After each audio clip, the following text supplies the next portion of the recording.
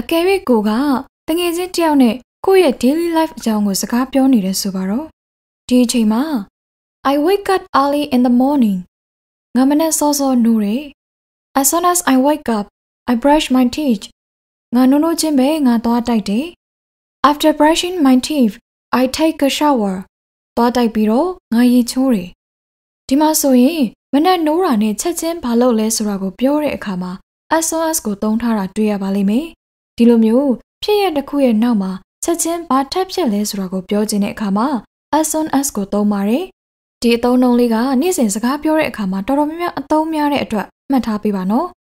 ဒါဆိုနောက်ထပ်ဥပမာလေးတွေထပ်ပြီးတော့ကြည့်ရအောင် As soon as she finish work she goes to the gym